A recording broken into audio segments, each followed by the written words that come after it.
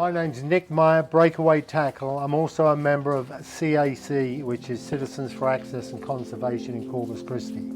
I'm lucky today to have Barbara Canales with us, who's got an awesome resume. I'd like just to introduce her. This is Barbara Canales. Barbara has a law degree and a petroleum engineering degree from the University of Texas.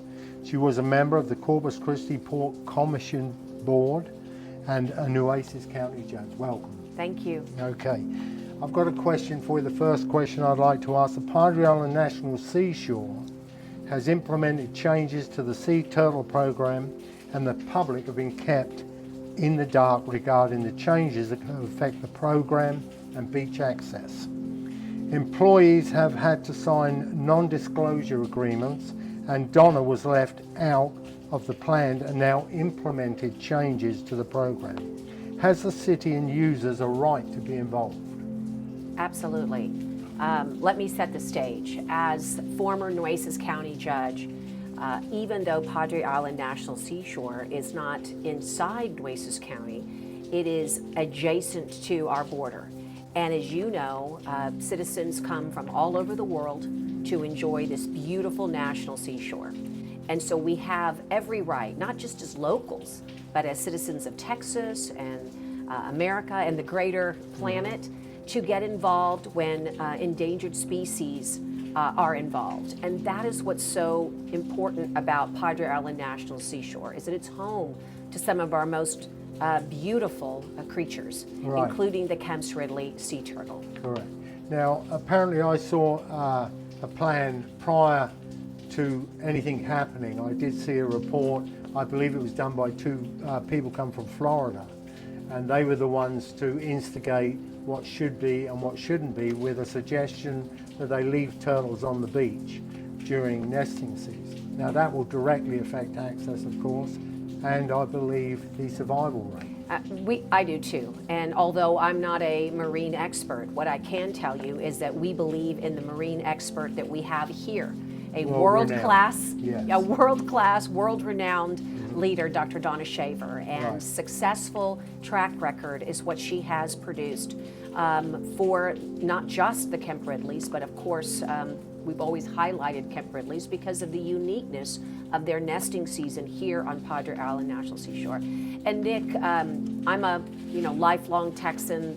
My ancestry goes back hundreds of years, like so many proud Texans, but you don't have to be here 1 minute or 500 years to know how incredible it is that we have this benefit as enjoyers of nature. And the park was originally established, so many people remember, by the great Texan Lyndon Baines Johnson, who was our president, and but his wife, Lady Bird, renowned in Texas, known for her love of nature, really made certain that when Padre Island National Seashore was transferred, which was over 60 miles of beach, there was something very important to Texans, and it's still important today, and that's vehicular access to the beach.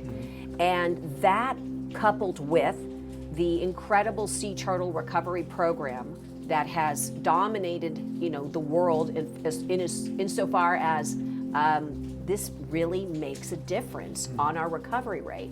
And then we have, as they say, the added plus, the double scoop, I like to say, of having a direct benefit to economic development. Our local economy thrives when people come here to our beautiful island, and when they get to be a part of something like, a hatchling release. Right. It gives you goosebumps. Totally unique. Totally unique. Yeah. So there is a symbiotic relationship that existed back in the 1960s that exists today.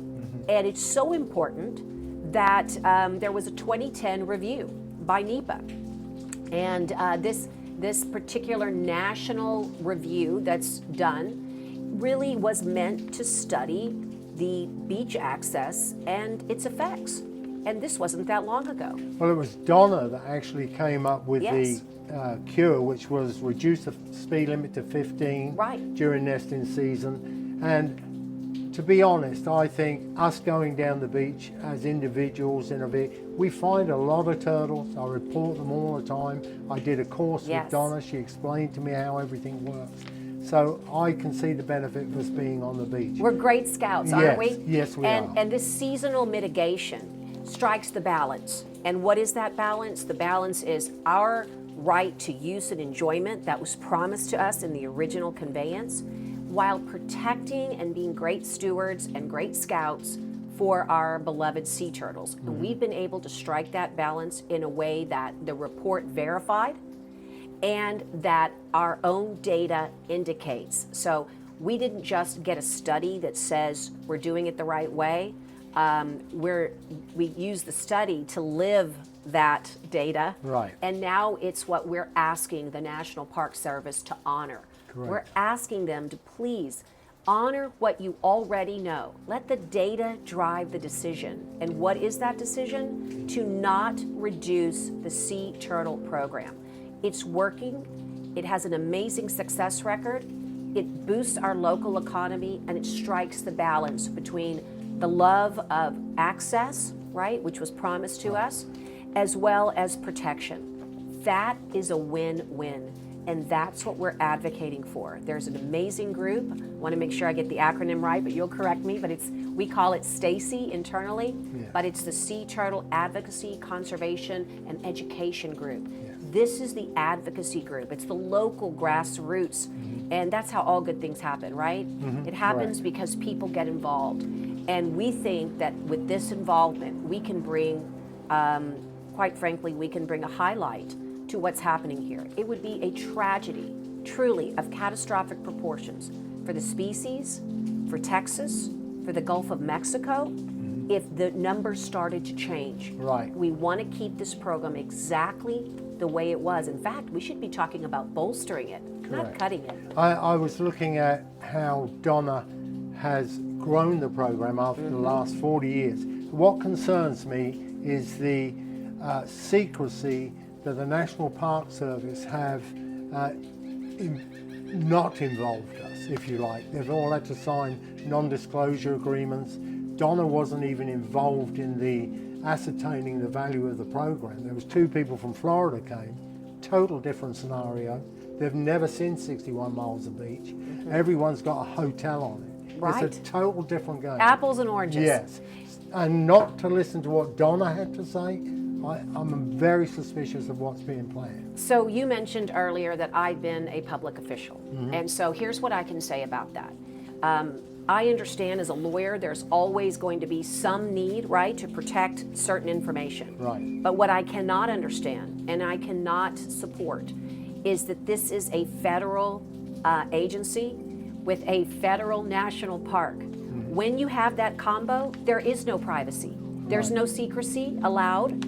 It's only the opposite, transparency. It's the So people's. I would say, because I know from firsthand that I, as the judge for Nueces County, when the constituents brought this to our attention in Commissioner's Court, I traveled. I made it a special trip to go to Denver, Colorado, to visit the regional director's office, asking for information, asking for assurances.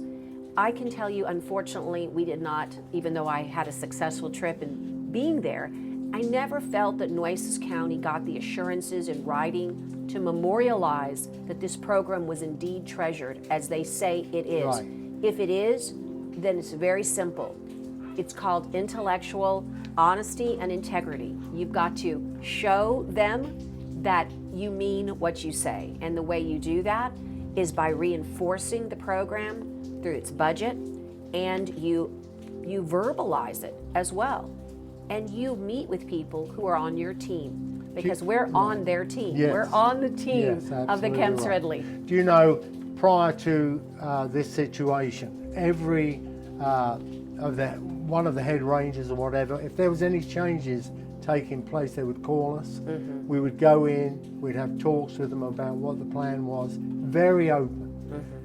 Not with this situation. Everything's kept quiet. They said they were having a public meeting, we all attended, and they were asking us questions. You'd go up and say, can you tell me what's happened with the Kemps Ridley program? And they'd go, well, you tell me.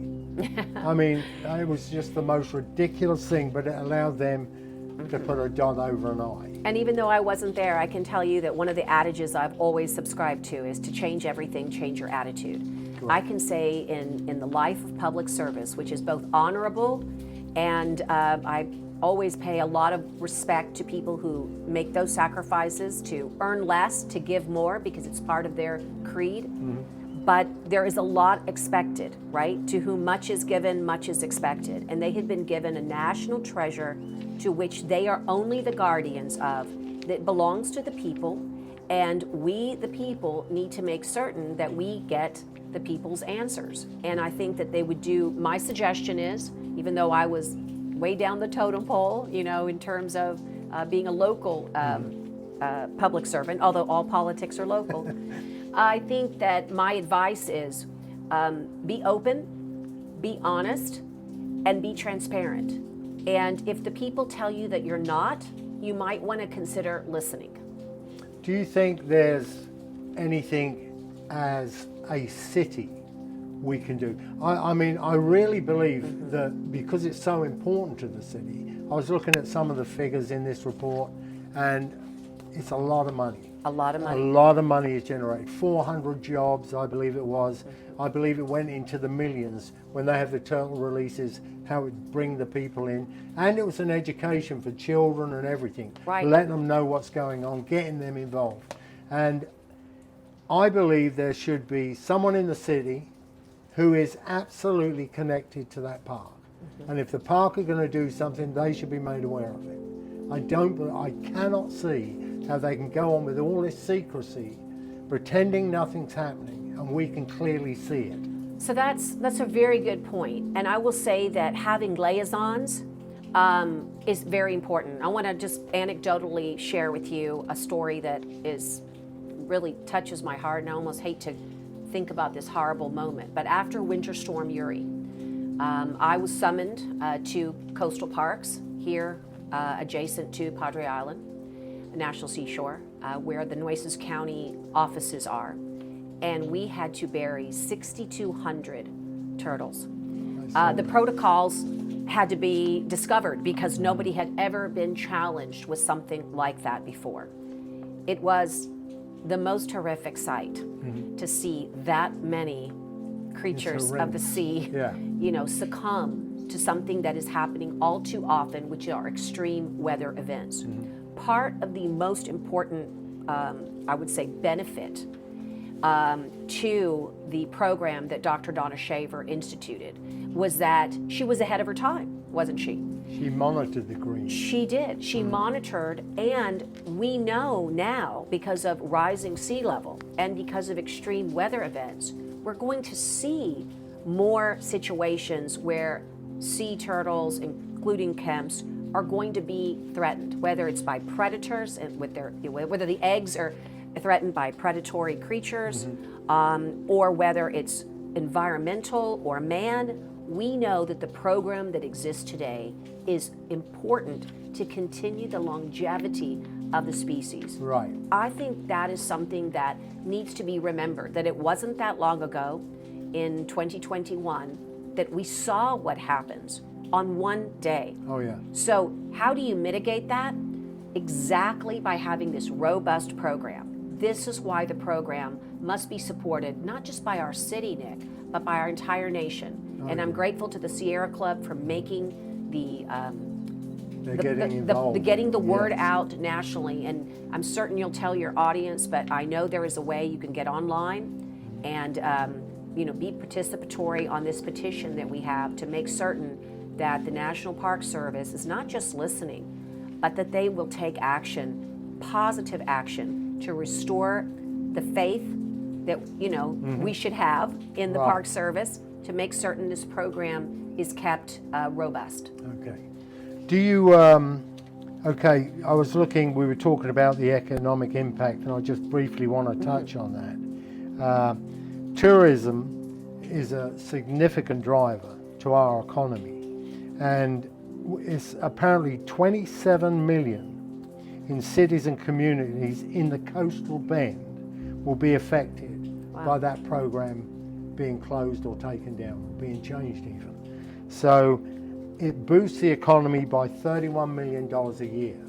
So it's something financially we need to protect. I'm a businessman in this town. A lot of people come here, they watch exactly what's going on that national seashore, come from all over the country to come and fish here and ride that 61 miles of undeveloped Pristine, beach. yeah. And it's so unique. I don't think there's anywhere in America where you can drive 50 miles down a beach and say there's no one else around. You're right. You know? You're right. It's absolutely key. You know, Texas always says we're open for business, and that's true. But we can't negate the fact that sometimes we are doing things that hurt business. And I would hate to see this program make that kind of negative impact on our economy here, because as you said, people come for all kinds of reasons. But what I like about tourism is that there's a consistency with when I come to enjoy, I learn. And when I learn, I understand. And when I understand, I protect. And that is what is so vital to sea turtles, being understood better, is that when we understand what they face, we can protect them better. Well, a high part of Donna's program was education. Absolutely. I mean, when they did the releases, you'd go there and there'd be hundreds of kids, never seen anything like it before, and there would be Donna and she'd be going over and explaining to people what was happening, and it was a great asset to us and to the children of this nation. And that's why people would come here, they'd book in hotels, they'd bring their families from far away just to see that. The Gulf of Mexico is a body of water like no other, and we have the blessing of being right on it. And it offers so much to our local economy and to our people, but it's the resiliency of our coastline, quite frankly, that has allowed for the continuum of this of these types of species, but not without a little bit of help, right? We don't want to, the old adage of do no harm, but sometimes we need to make certain that man's involvement, right? Here we have climate change that has a man-made component. I'm noticing it. I go to the beach every day and I do reports. I've never seen the water consistently hit the dune line like it has. And here was another point. When we used to have hurricanes come in, and I've been here through 4 or 5, on the last hurricane, the beach was remained closed for 2 weeks. And apparently they brought people in from out of town to help clear it. In the past, we'd get a phone call from Donna, could you come in and help clear the beach because it could affect the turtles coming in? We'd all go, all the fishermen would turn up. She knew who to contact. She knew. She had the contact. And what I've learned, because I was involved with that emergency management response, Hurricane Hannah, is that while it didn't look too powerful maybe on your radar screen, it packed a big punch to our vegetation line. We lost, the erosion was significant. And so that's why you saw things that you had never seen before. But what I learned is, and why we need so many helping hands, is that as we drive on the beach, whatever's left on the beach gets compacted in. So when you have a lot of volunteers, you're able to pick up debris, pick up plastics that are moving from the ocean into our beaches. We don't want that because those are dangerous for turtles and other species.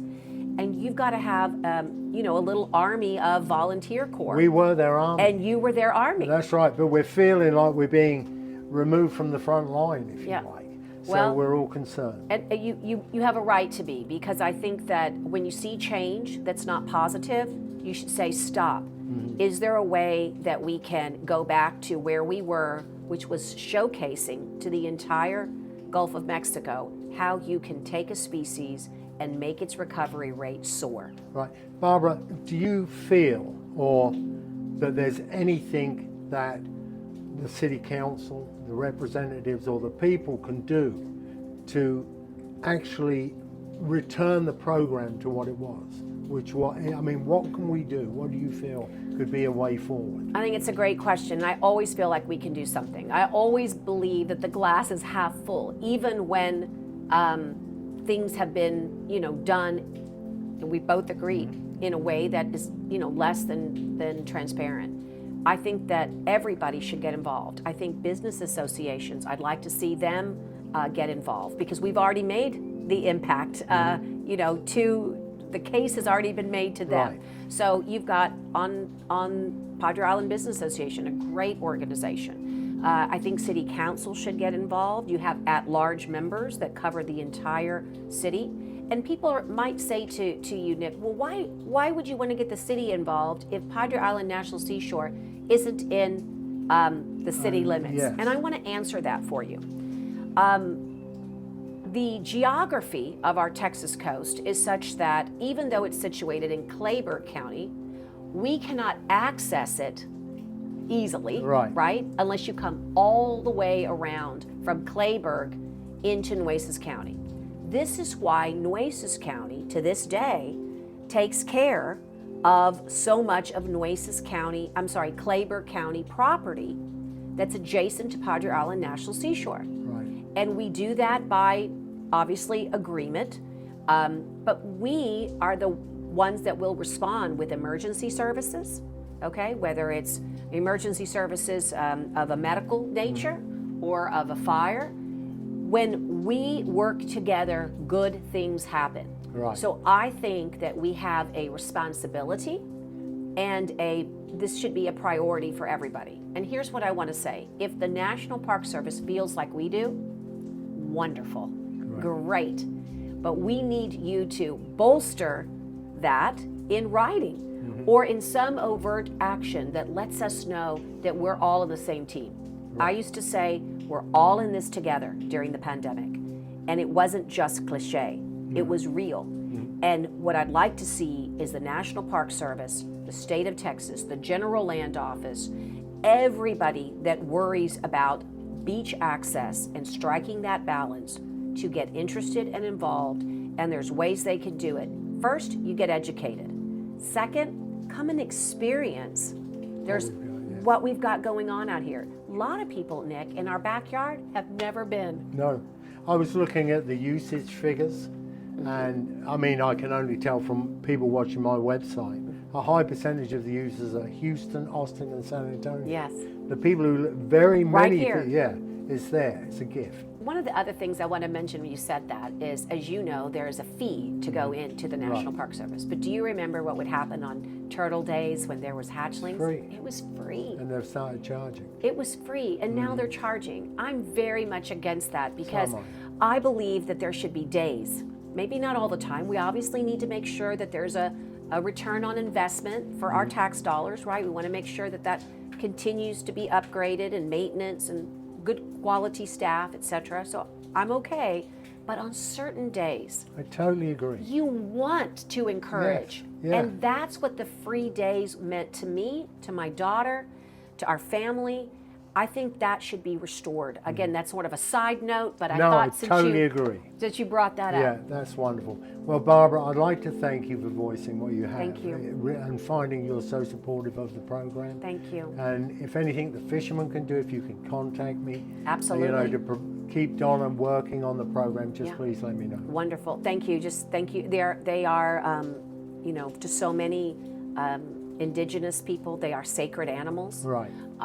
To us, they are really represent the majesty of the sea and the idea that they might be lessened, or that this program would be less than what it has been, would be a true travesty. And so I'm urging everybody, from children to 99 plus, Maybe to get schools involved. should write to the National Park Service. Please do everything you can. How important it is. Yes. I mean, that would really be an eye-opener, wouldn't it? Yes, it would. But Thank you, again, Nick. thank you. Thank you so much. Thank you so much.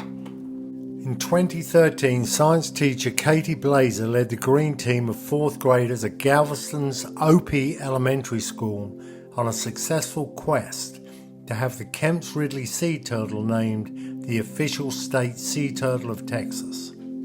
Working with elected officials, they were instrumental in the unanimous passage of House Concurrent Resolution HCR 31, which designated the Kemp's Ridley sea turtle as the official state turtle of Texas. Governor Perry signed HCR 31 on May 10, 2013.